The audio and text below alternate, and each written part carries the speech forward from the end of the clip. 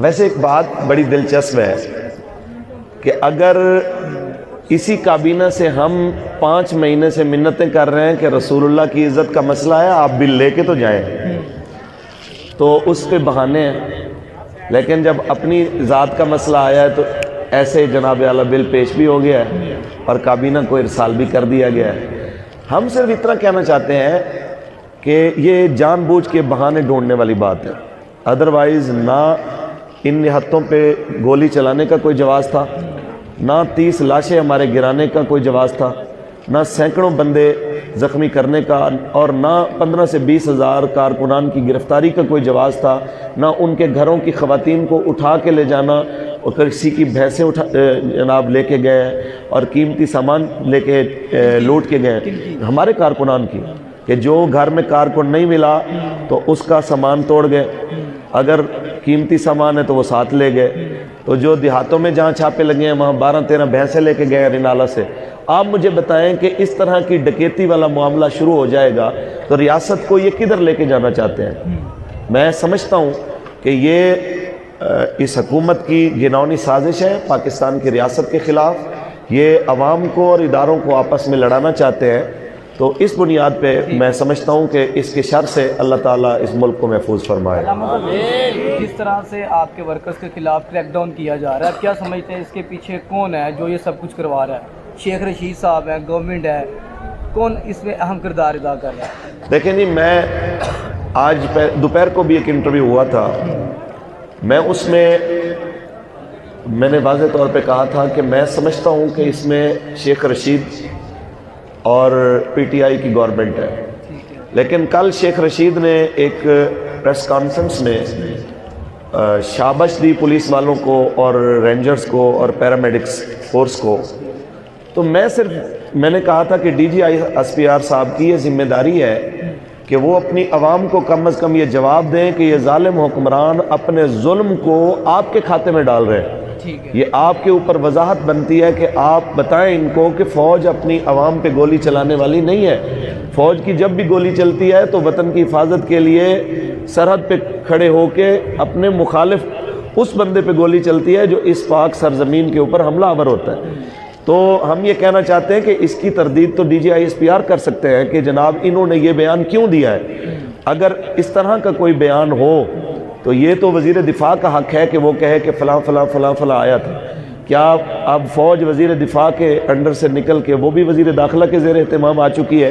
اس کا جواب تو وہی دے سکتے ہیں۔ شیخ رشید صاحب دیں گے۔ علامہ صاحب یہ بتائیں کہ جس طرح علامہ صاحب سعد رضوی صاحب کو گرفتار کیا گیا ہے اور ہمارے دھرنے اب بہت کم جگہوں پہ رہ گئے ہیں، تو بہت جگہوں سے انہوں نے صاف کر دیا ہے، جس طرح آج یہ ادھر بہت بڑی عوام کی تعداد ہے، ادھر سب موجود ہیں، تو آگے کس طرح سے دیکھتے ہیں سعد رضوی صاحب کے بارے میں کہ ان سے کوئی معاملات طے پائیں گے، اس طرح کا کوئی راستہ نکل پائے گا؟ پہلی تو ایک بات ہے کہ یہ بہانہ بنا رہے تھے کہ جناب چلو دھرنا ایک جگہ پہ رکھ لیں، بات کرنی ہے اگر تو باقی دھرنے چلو سڑکیں کھول دیں تو ہم جناب بات کرتے ہیں، کچھ سوچتے ہیں۔ چلو ہم نے کہا کہ چلو ہم اپنا مرکزی دھرنا یہاں پہ رکھتے ہیں، تو ہم نے رستے خود کھولے۔ اگر ان کو شوق ہے کہ جناب ہم دوبارہ پھر روڈوں پہ آئیں تو یہ حکم فرمائے، میں کل دوبارہ میدان لگا دیتا ہوں ان سے۔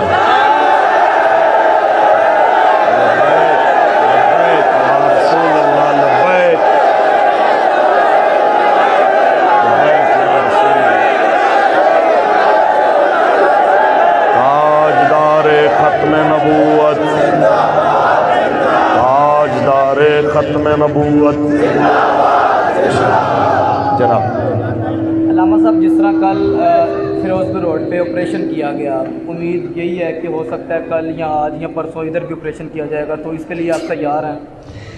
دیکھیں جی، پہلی بات میں نے آج عشاء اور تراویح سے پہلے بھی ایک بھائی آئے تھے، تو ہم نے انہیں بھی کہا تھا کہ تیاری کا مطلب اگر یہ ہے کہ وہ بندوقیں لے کے آئیں گے تو ہم بھی بندوقیں اٹھا لیں گے تو یہ غلط فہمی ہے۔ بالکل، نہ ہم سٹیٹ کے اندر سٹیٹ ہیں، نہ ہم دہشت گرد ہیں، یہ ہمیں اکسانا چاہتے ہیں کہ کسی طریقے سے ہم وہی رستہ اپنائیں، قدم اٹھائیں کہ ہم ہتھیار اٹھائیں، ہم ان کے مد مقابل آئیں، یہ گھروں میں توڑ پھوڑ، یہ زیادتیاں، یہ ظلم، یہ جبر لیکن ہم ان کی یہ چال ناکام بنائیں گے اور کامیاب کبھی بھی نہیں ہونے دیں گے. یہ اگر آئیں گے ہم پہ حملہ کرنے کے لیے تو ہم تو پہلے ایک بات کہہ چکے ہیں کہ 30 لاشیں تم گرا چکے ہو, 3000 اور گرا دو, کوئی مسئلہ نہیں. اگر اس سے تمہیں لگتا ہے کہ تم اگر قبلہ امیر المجاہدین کا مشن ختم کر دو گے تو یہ تمہاری غلط فہمی ہے. 1,70,00,000 بابا جی کے جنازے میں آنے والوں میں سے اگر 30,000 مارے بھی جائیں تو پھر بھی جو ہے نا وہ تقریباً 1.5 کروڑ لوگ پھر بھی موجود ہوں گے. تاجدار ختم نبوت. اور یہ وہ نہیں تھے کہ بھئی آپ کہیں کہ بھی بندے آ گئے تو بس وہی بابا جی کے چاہنے والے تھے, ان کے گھر میں جو رہ گئے, جو ان کے رشتہ دار, ان کے ریلیٹیو, وہ بھی ہمارے ساتھ ہیں. تو ہم تو کہتے ہیں کہ اگر کسی کو یہ غلط فہمی ہے کہ اس کے ساتھ عوام کا جم غفیر ہے, ہم کہتے ہیں گورنمنٹ, ساری اپوزیشن کی جماعتیں وہ پورے پاکستان میں کسی کھلے میدان میں ایک طرف آ جائیں, ایک طرف ہم تحریک لبیک یا رسول اللہ کے بندوں کو اکٹھا کر لیں, ریفرینڈم کرا لیں ہمارے ساتھ. اصل میں ان لوگوں کو اور کوئی مسئلہ نہیں ہے, صرف ایک ہی بات ہے کہ جب ان کی مقبولیت تیزی سے کم ہو رہی ہے کہ پاکستان میں کون سی ایسی سیاسی جماعت بچی ہے کہ جس کی طرف لوگ دیکھیں, کہ اگر وہ پی پی کو دیکھتے ہیں تو سندھ کی صورتحال آپ کے سامنے ہے, اگر پنجاب میں آتے ہیں نون لیگ کو دیکھتے ہیں تو جب سے میاں صاحب جناب باہر کی ہوا لگی ہے حضرت کو تو اپنے ہی ملک کے اداروں کے خلاف انہوں نے جس انداز سے بات کی ہے اور اپنی ہی سرزمین کے بارے میں جو انہوں نے گفتگو کی ہے وہ آپ کے سامنے ہے. اور اگر خان صاحب ہیں تو 1 کروڑ نوکریاں اور 50 لاکھ گھروں کے ساتھ حضرت تشریف لائے تھے اس وعدے کے ساتھ, اور اللہ کیا تجاوزات کے نام پہ کوئی 60-70 ہزار گھر گرا چکے ہیں, اور باقی اس کے علاوہ کرونا کے نام پہ کوئی کروڑ کے قریب بے روزگار بندے اور پیدا کر دیے انہوں نے. اور اس کے علاوہ بھی اگر ان کے شرط اسی طرح چلتے رہے تو پتہ نہیں یہ کام آگے کہاں تک جائے گا, یہ اللہ ہی جانتا ہے. یہ بتائیں کہ شیخ رشید صاحب جب اپوزیشن میں تھے تو تب بڑی اچھی دوستی تھی, اور ادھر آپ کے دھرنے میں جا کر شریک ہوئے تھے, اور ایک دم سے آپ کے خلاف کیسے ہو گئے اس تحریک کے خلاف جنہیں وہ ماضی میں سپورٹ کرتے رہے ہیں؟ اللہ اکبر. میں اصل میں نا شیخ صاحب کا وہ کل کسی نے مجھے نا بیان سینڈ کیا کہ یہ طاہر القادری صاحب کا ایک دھرنا چل رہا تھا, سیاست نہیں ریاست بچاؤ غالباً اس عنوان سے, مال روڈ پہ. تو اس میں یہ شیخ صاحب بھی تشریف لائے اور بڑی جذباتی تقریر کی کہ میں تو کہتا ہوں کہ یہ سارا کاروان جاتی عمرہ کی طرف جائے, جلاؤ, گراؤ, مارو, مار دو, سارے ملک میں آگ لگا دو. یہی لفظ ہے یار. اگر سارے ملک میں آگ لگانے کے آرڈر دینے والا وہ محب وطن ہے, اور یہاں پہ آپ دیکھیں گے آپ کو پنجابی, سندھی, سرائکی, مہاجر, پٹھان, کشمیری سارے بھائی بھائی بن کے یہاں پہ بیٹھے نظر آئیں گے جو آگ لگانے کی بات نہیں کرتے بلکہ ان کو ایک ہی سبق پڑھایا ہے, تیرا میرا رشتہ کیا, تیرا میرا رشتہ کیا, پاکستان کا مطلب کیا, دستور ریاست کیا ہوگا. اب بتائیں کہ اس قوم کو پہلے کہتے تھے مولوی قومی دھارے میں نہیں آتے, ٹھیک ہے, اب ہم قومی دھارے میں آئے ہیں, الیکشن لڑنا شروع کیا ہے, تو اب یہ بھی ان سے برداشت نہیں. ہم نے بندوق بھی نہیں اٹھائی, گولی بھی نہیں چلائی, بم بھی نہیں چلائے, قومی دھارے میں ان کو ساری جناب باقی معاملات سے بچا کے لائیں. آپ مجھے بتائیں اگر یہ رستہ بھی ہمارے لیے بند کریں گے تو ہم کہاں جائیں؟ قومی دھارے کا مطلب یہی ہے کہ فاروق الحسن جناب کلین شیو ہو جائے اور جناب یہ لباس اتار کے میں بھی جناب پینٹ شرٹ پہن لوں تو میں قومی دھارے میں پھر آؤں گا. یہ کیا ہے کہ قومی دھارے کا مطلب کیا؟ آپ مجھے بتائیں تو صحیح. قومی دھارے کا مطلب اگر پاکستان کی محبت ہے تو وہ ہم سے زیادہ پاکستان میں کوئی محب وطن نہیں. اگر قومی دھارے کا مطلب یہ ہے کہ پاکستان کی نظریاتی اساس کا تحفظ تو ہم سے بڑھ کر کوئی بندہ ایسا نہیں ہے جو اس نظریے کا تحفظ کرنے والا ہو. ہزاروں ستم سہنے کے بعد آج بھی ہم اداروں کے خلاف اس انداز میں نہیں بولے جس طرح جناب یہ صاحب کا خان صاحب سمیت جو یہ باتیں فرماتے رہے کہ جناب اتنے بندے آ جائیں تو فلاں فلاں جناب یہ ہو جاتا ہے اور جنرل کا جناب یہ ہو جاتا ہے. وہ بولی تو ہم نے بولی بھی نہیں ہے. تو یہ سارے کچھ کے باوجود ہم برے ہیں اور خان صاحب دودھ کے دلہے ہیں اور شیخ صاحب ماشاءاللہ آب زمزم سے نہا کے آئے ہیں تو بس سبحان اللہ. علامہ صاحب یہ بتائیں کہ اب حکومت سے کیا ڈیمانڈ ہے, آخر کس طرح سے یہ ہم بیٹھ کے اس معاملات کو طے کر سکتے ہیں؟ دیکھیں جی، حکومت ہے بکھلائی ہوئی. شیخ صاحب بات شروع کہاں سے کرتے ہیں اور جب ختم کرتے ہیں تو اس کا سٹائل بدل چکا ہوتا ہے. شیخ صاحب بات شروع کرتے ہیں، کہتے ہیں ہم آج بھی معاہدے پہ قائم ہیں. جی بالکل. اگر وہ معاہدے پہ قائم ہیں تو ہم 20 تاریخ تک یہاں پہ بیٹھے ہیں. ہمارے قائد نے 21 کی رات کو 12:01 پہ نکلنے کا اعلان کیا تھا. جتنا جلدی انہوں نے لبیک کے بارے میں ایسے سمری پیش کیا ہے ہمیں کل عدم کرنے کے لیے، ایسے ہی جلدی سے آپ بل لے کے آئیے جو آپ نے ہم سے معاہدہ کیا تھا. ہم نہیں کہتے کہ ہماری مرضی کے مطابق، کہتا ہے کہ انہیں شوق ہے فیض آباد جانے کا. ہمیں کوئی شوق نہیں ہے. آپ نے جو معاہدہ کیا تھا ہمارے ساتھ، اس معاہدے کی روشنی میں آپ ڈرافٹ بنائیں. فروغ نسیم صاحب آپ کے پاس ہیں، بڑے بڑے پڑھے لکھے دماغ آپ کے پاس ہیں. ان کو بٹھا کے معاہدہ بھی سامنے رکھیں جس کے اندر لفظ ہے کہ جناب پارلیمنٹ سے منظوری کے ذریعے فرانسیسی سفیر کو ملک بدر کیا جائے گا اور فرانس کی مصنوعات کا سرکاری طور پہ بائیکاٹ کیا جائے گا، اور اس کے ساتھ اپنا سفارتی عملہ وہاں سے واپس بلایا جائے گا، اور جتنے مقدمات لبیک پہ ہیں وہ ختم کیے جائیں گے. اگر آپ کو لگتا ہے کہ اس پہ عمل مشکل ہے تو اس وقت ان کی عقل گھاس چرنے کے لیے گئی ہوئی تھی جس وقت یہ معاہدہ کر رہے تھے. تو بندے کو ایسا معاہدہ کرنا ہی نہیں چاہیے جو وہ پورا کر سکے. بندے کو پہلے سوچ سمجھ کے بات کرنی چاہیے. معاہدے میں شیخ رشید صاحب موجود تھے. کس میں؟ شیخ رشید صاحب موجود تھے. شیخ رشید صاحب دوسرے معاہدے میں جہاں پہ ان کے سائن ہیں، جہاں پہ انہوں نے 2 مہینے کا ٹائم لیا ہے، اس پہ شیخ صاحب کے سائن ہیں. آپ کی کبھی ملاقات ہو تو انہیں کہیے گا کہ اگر اینک نہیں لگی تو اب لگوا لیجئے، پڑھیے آپ کے سائن ہوئے پڑے. اور حیرت کی بات ہے، ویسے آپ نے بڑے بڑے بندے دیکھے ہوں گے لیکن روزہ رکھ کے، ویسے پتہ وہ میں نہیں کہتا کہ بھئی انہوں نے روزہ نہیں رکھا، انہوں نے کہا ہے تو رکھا ہوگا، لیکن روزہ رکھ کے اتنے اطمینان سے جھوٹ بولنے والا بندہ ہم نے نہیں دیکھا. وہ کہتا ہے کہ جناب میں تو کبھی ان سے ملا ہی نہیں، ساتھی مذاکرات کرتے تھے تو میں اپنے آفس میں بیٹھا رہتا تھا. اگر آپ میں اخلاقی جرت ہے تو ذرا بتا دیجئے کہ مذاکرات کیے کس نے تھے. ہمیں آپ بتائیے. ہم کچھ نہیں کہتے، ہماری زبان بند ہے. آپ کے اندر اخلاقی جرت ہے تو ذرا بتا دیجئے وہ کون تھا جو شورا کے بار بار جناب گوڈوں اور گٹوں کو پکڑ کے کہہ رہا تھا آپ کی مہربانی ٹائم دے دیں، جیسے کہیں گے ویسے. اور ایک بات اور بھی، شیخ صاحب نے یہاں یہ بھی فرمایا تھا کہ آپ یقین مانیے ختم نبوت کا میں مجاہد ہوں. اگر یہ معاہدہ میں پورا نہ کر سکا تو میں جناب اپنی وزارت عظمیٰ چھوڑ دوں گا. میں کہتا ہوں جناب وزارت داخلہ چھوڑ دوں گا. تو میں کہنا چاہتا ہوں کہ شیخ صاحب وزارت تو آپ کے پاس انشاءاللہ آج نہیں تو کل ویسے بھی نہیں رہے گی. تو اس پہ اتنی اکڑ اور گمان، اور اس پہ ماشاءاللہ قبر میں ٹانگیں آپ کی، آج نہیں تو کل جو ہے نا. تو یہ آپ نے دنیا چھوڑ کے جانی ہے، رسول اللہ کو بھی منہ دکھانا ہے، اللہ کو بھی منہ دکھانا ہے. کم از کم اس عمر میں بندے کو جھوٹ بولتے ہوئے کچھ تھوڑا سا دید لحاظ ہونا چاہیے. تو علامہ صاحب آخری میرا سوال یہ ہے کہ اب کس طرح سے معاملہ طے پائیں گے؟ ابھی بھی ہم یہی چاہتے ہیں کہ اسی معاہدے پر عمل درآمد کروایا جائے، اسی طرح فرانس کے سفیر کو نکالا جائے، یہی ہے ابھی؟ ہم کہتے ہیں کہ جو گورنمنٹ نے معاہدہ کیا ہے وہ اگر کل بھی یہ فرما رہے تھے کہ جناب ہم اپنے وعدے پہ قائم ہیں تو بس آپ قائم ہیں تو آپ کے پاس تو بڑا ٹائم ہے. اور ہاں ایک بات اور بھی کہ انہوں نے کہا تھا کہ دیکھیں جی ہم اگر ایک یک جنبش قلم وزیر اعظم صاحب کے ثوابدیدی اختیار پہ ہم اس کو نکال دیتے ہیں فرانسیسی سفیر کو، تو اس کا نتیجہ یہ نکلے گا کہ باقی سیاسی جماعتیں ہماری کردار کشی کریں گی.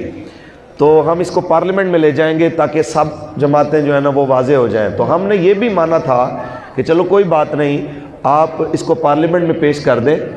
باقی ہم امید کرتے ہیں اور ہماری کوشش تھی کہ جتنے بھی وہ چاہے پی پی کے ہیں، نون کے ہیں، بلے کے ہیں، وہ ایم این اے حضرات، تو ہم اپنے ساتھیوں کو جو مقامی ذمہ داران ہیں ان کے گھر جائیں گے، کہیں گے جناب ہم نے چاہے آپ کو ووٹ نہیں دیا لیکن آپ کے حلقے کے تو ہیں.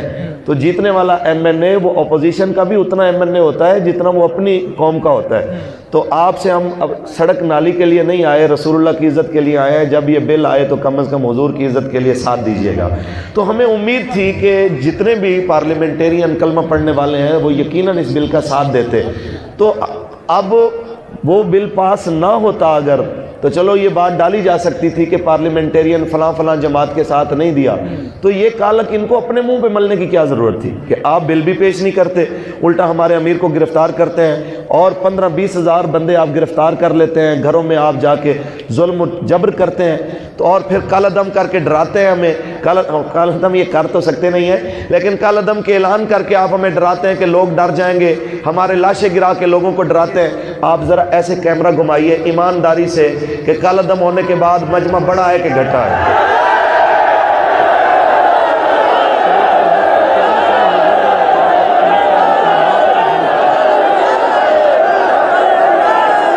تاجدار ختم نبوت،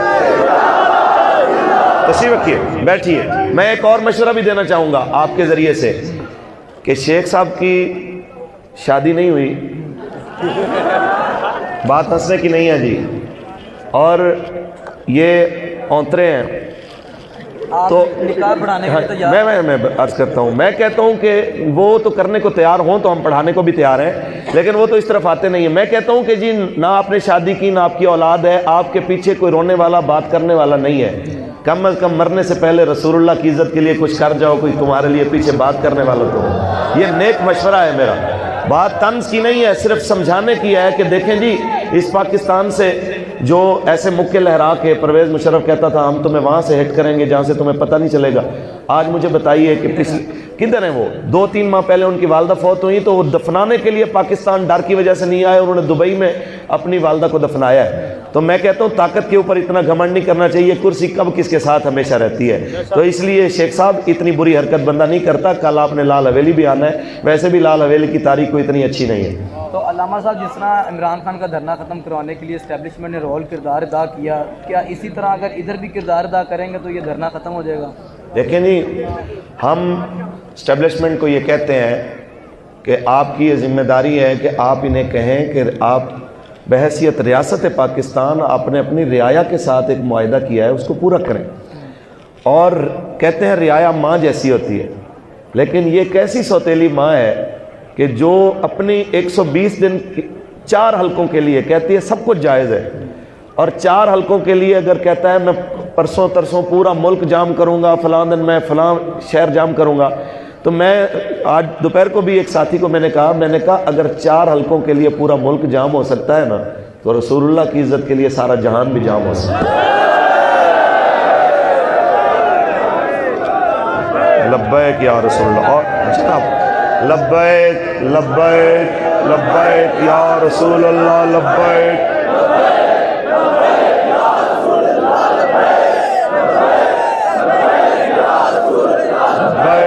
لبیک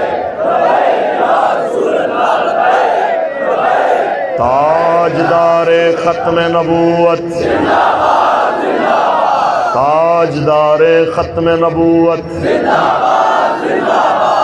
آج نا انہوں نے ایک شخصیت کو بھیجا تھا، وہ دوستوں کے روپ میں آئے تھے، اوہ جی بہت برا ہو گیا، آپ کے لیے تو بڑے مسئلے ہو گئے، اب کوشش کریں کہ کسی نہ کسی طریقے سے نا ان کی جناب گٹے گوڈے پکڑ کے جماعت بچائیں۔